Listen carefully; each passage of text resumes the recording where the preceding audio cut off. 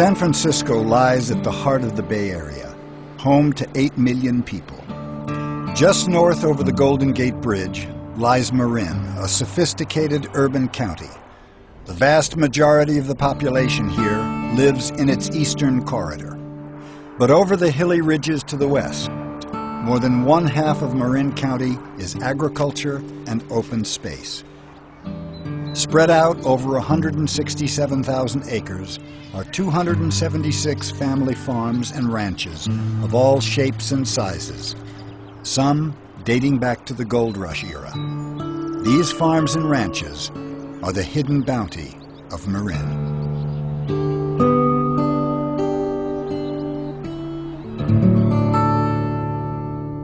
Although West Marin is home to all kinds of farming, livestock makes up 80% of Marin's agricultural production. Ranchers take advantage of Marin's lush coastal grasslands as a feed source for their livestock.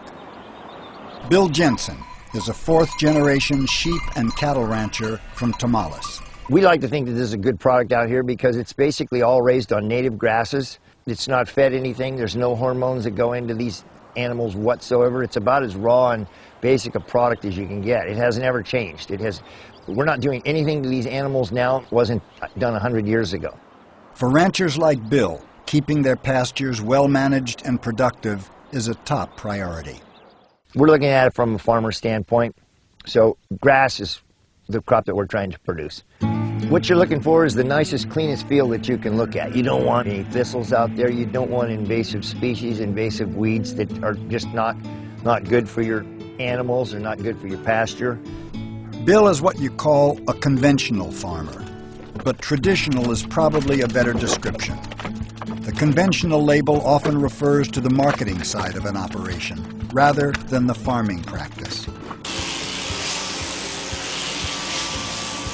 Most of Marin's agricultural production is dairy, beef, and sheep, and is marketed conventionally. It's not rocket science, I'll put it that way. It's pretty basic marketing of a product. It's not like we're going to a farmer's market where we're taking that product, we're marketing to individuals. We're marketing 1,000, 2,000 lambs at one time into a whole market like that. Consequently, we're probably not harvesting every penny that we could out of our product. If you were able to market it more intensively, you would probably come out with more dollars. Conventional ranchers like Bill are subjected to the ups and downs of national livestock prices. These pressures are nudging more family operations towards the opportunities of alternative markets. But now I understand the niche markets are becoming pretty trendy and a big part of the landscape, especially here in Marin County. And that's kind of going to be the way of the future, it looks like. And we're starting to hear more and more from the consumers that that's the product that they want. It's just a good way to farm, I think. I've had the good fortune of being able to, still be able to, farm this land, but it's a lifestyle. It's not a fortune. It's just the freedom of going out and doing your own work and kind of being a little bit free. I guess that's the bonus of the whole deal. Here, Buzzy! Ranchers work hard, 365 days a year, to bring us fresh food. These farmers respond to cycles of nature and the needs of their flocks and herds. Liz Cunningham was born and raised on the family farm. Her grandfather ran a small dairy and a diversified ranch that is tucked into the sloping grasslands just north of the Tamales hamlet. This farm's been in my family for 90 years. My grandfather bought it in 1916, and he had 6 daughters and 1 son, which was my dad. Liz left the farm to raise a family, working as a milker at nearby St. Anthony's Dairy. But the call to farm drew her back to her roots a few years ago, this time with a renewed vision. The way that we operate is we want to keep the animals comfortable in a healthy environment. So working it out so that we can have them outside, with the pigs being able to farrow on pasture, giving them little huts out in the pasture, and the chickens can run free. It's a lot of extra work. It's like the old-fashioned way they did things. We've been, kind of gone back to my grandfather's way. Liz's husband, Dan Bagley, provides engineering skills to this innovative operation. When I build these huts, I put cables on them, I drag them with our tractor, and I move them so they fertilize the fields. The chickens will follow the cows, and the pigs around, they'll actually pick the other insects and things out of the dung and spread it out for us, and chicken poop is great fertilizer. It's pretty cool. Everyone's impressed when they come out and see our mobile huts. This is a small farm that maximizes its natural resources and operates on the simplest principles of letting the livestock live natural lives. And keep it really humane for our animals. It's worked out well. People really like what they see when they come, and they're really happy to purchase our products. And it's a lot of fun, and we learn a lot from our customers. They're very educated these days. People know a lot about their food. This is the kind of personal relationship that people used to have with their food and the farmers who grow it. Knowing the farmer is perhaps the most authentic kind of certification we can have as a community. Hello, sweetie. Good girl. Come visit your farmers out here in this area and support them. It's hard to keep a farm going in California because it's expensive to make it work, and we want to keep our small farms alive. We want to have this beautiful countryside to drive through and to visit.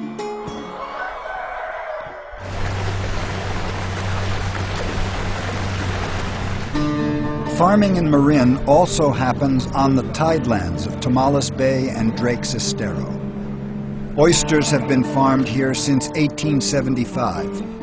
The industry ranks third in Marin production value, behind dairy and livestock. Oysters are grown from microscopic larvae called seed and take 2 to 3 years to be ready for market.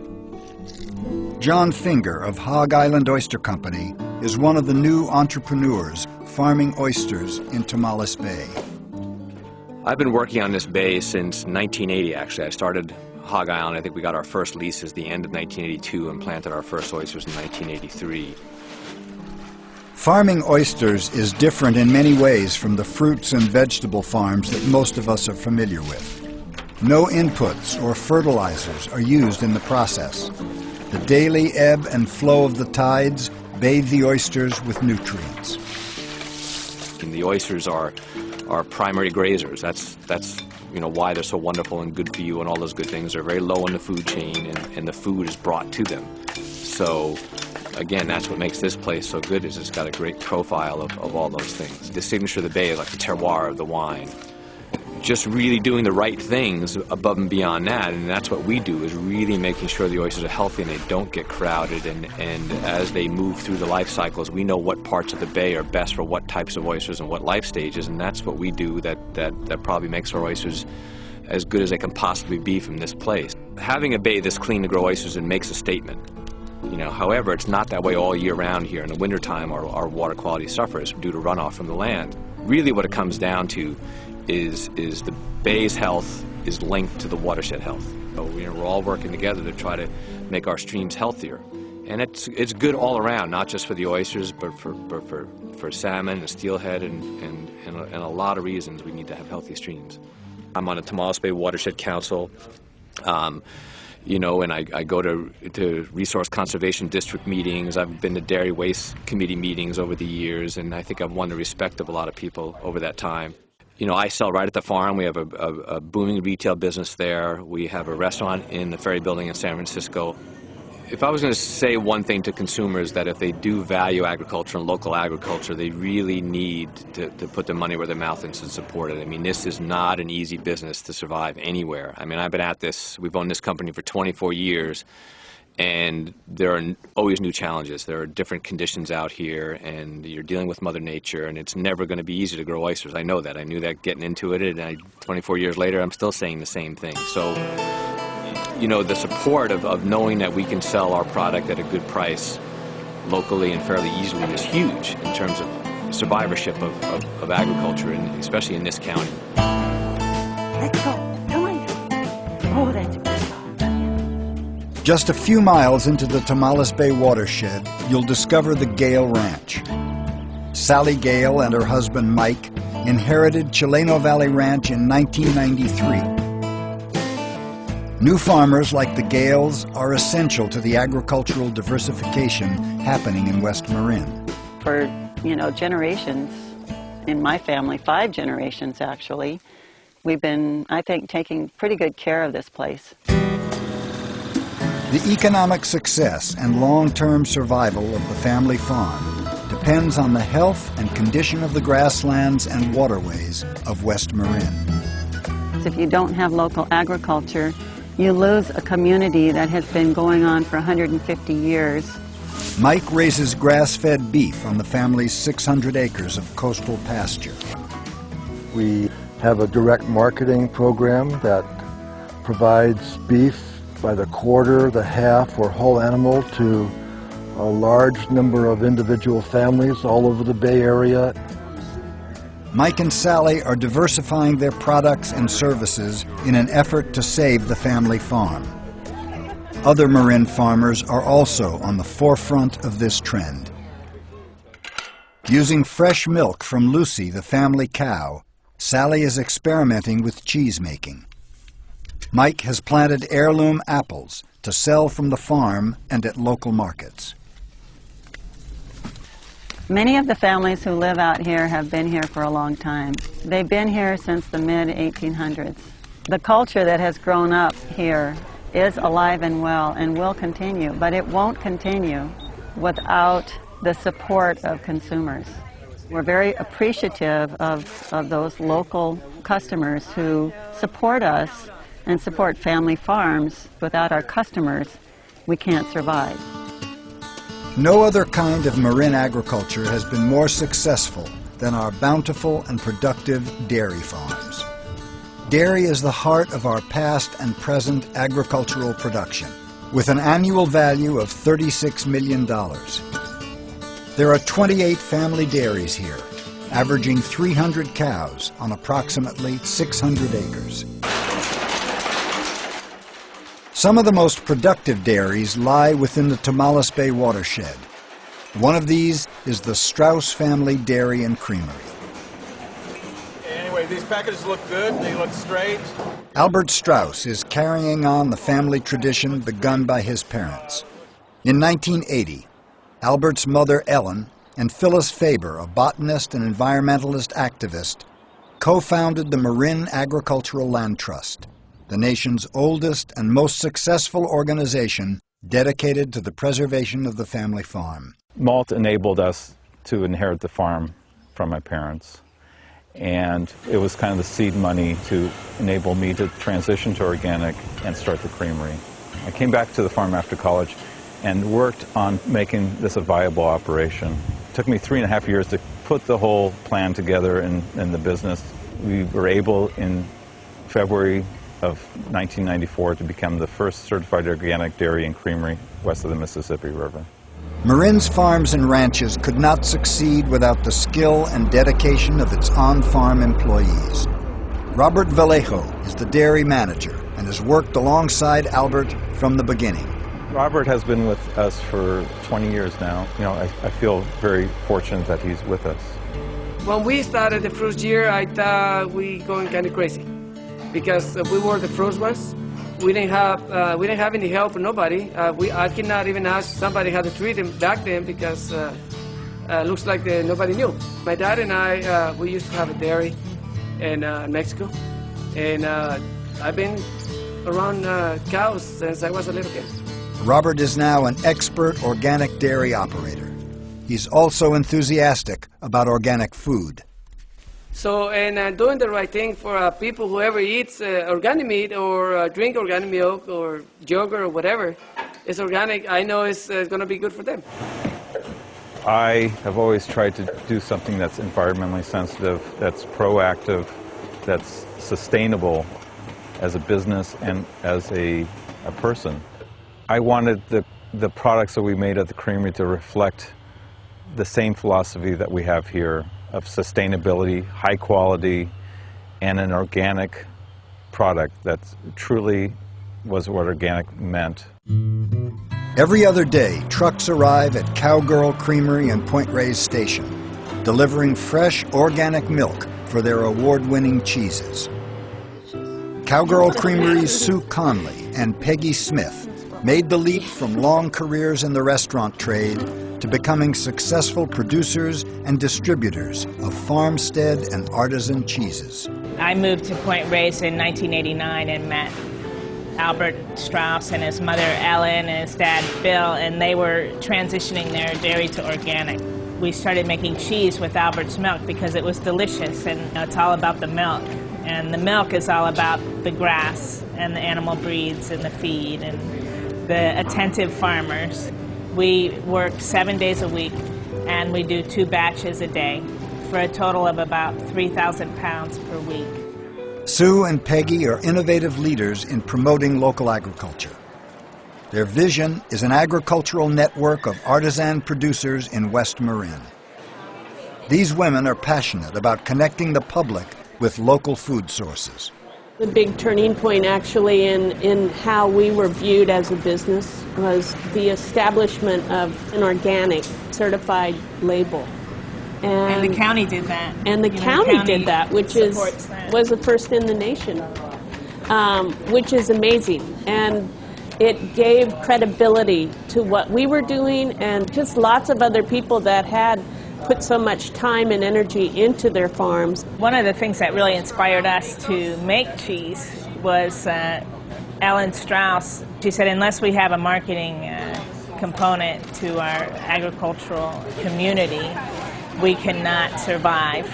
So I thought, well, we could do this store here, and we could make cheese and start to just get people who come to Point Reyes, because we have 2 million visitors a year to the national park.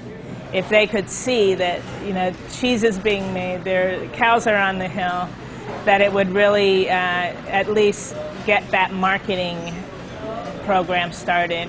We have lots of farms in the National Seashore area that we want to make sure that those stay, and how important that is for this community to thrive. Just north of Cowgirl Creamery is the Robert Giacomini Dairy, home to Point Reyes original blue cheese. The Giacominis have worked hard to keep their family on the farm. I was born and raised pretty much on the dairy farm. In 1958, my wife and I got married. In 1959, we bought this place up here where we are presently. And so we've been here some 49 years now, and so 49 years and 4 daughters later, here we sit. My wife and I have always had in the back of our minds that someday, somehow, we wanted to not just sell the milk we were getting from our cows, but be able to take it to the next level and produce a product ourselves that we could take direct to the consumer.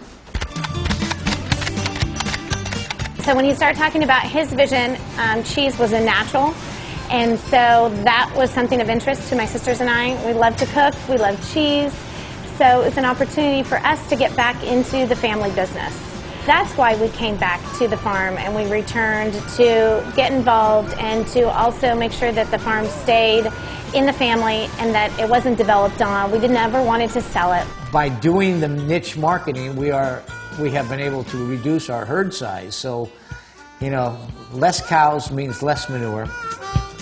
The Giacomini family and several nearby dairies received watershed awards from the Regional Water Quality Control Board for their conservation practices. They also certified a portion of their dairy organic. Most of the dairy operations here in California, they're producing milk and shipping it off to an outside processor. We have an advantage here in that we don't have any trucking costs. Our milk's piped directly from our cows into our cheese plant. Their operation is different than high-volume dairies common elsewhere.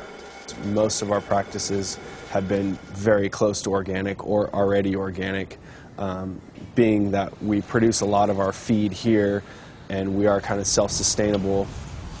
I think if you think it through and you have the family help that wants to stay in a farm, I think there is going to, are now and is going to continue to be opportunities to make a decent living. Most of Marin County agricultural lands are hilly and semi-arid, good for seasonal grazing of livestock but not suited for growing row crops. There are exceptions. All of our vegetable and tree fruit farms are organic, including Star Route Farms, owned and operated by Warren Weber in Bolinas. Warren helped to craft the current organic standards and is often called the grandfather of organic farming in California. We started in 1974, and it's now the oldest certified organic farm in the state. So we were kind of among the pioneers in the early days. Star Route Farms has survived the ups and downs of small-scale farming, much to the credit of Warren and his crew. They've managed to find a place in the Bay Area food and farming culture. Their produce is prized by the best restaurants and farmers markets. Perfecto. Warren is optimistic about the possibilities for the growth of agriculture here in Marin. Things have changed. Things have changed a lot now in the last 5 years or so. We're finding out that Marin has a potential that I think 35 years ago people didn't really see.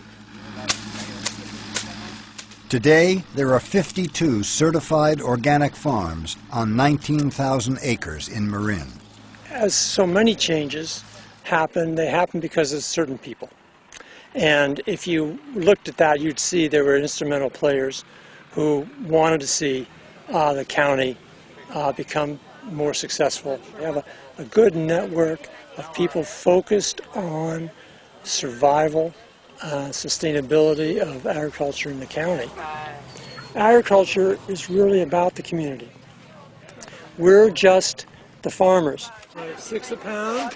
The truth is, we are really stewards, just serving the needs of the plants, trying to grow to become food for the tables that people eat. Warren's success, community involvement, and contributions are rooted in a deep love for farming. I guess I'm farming because I can't help myself.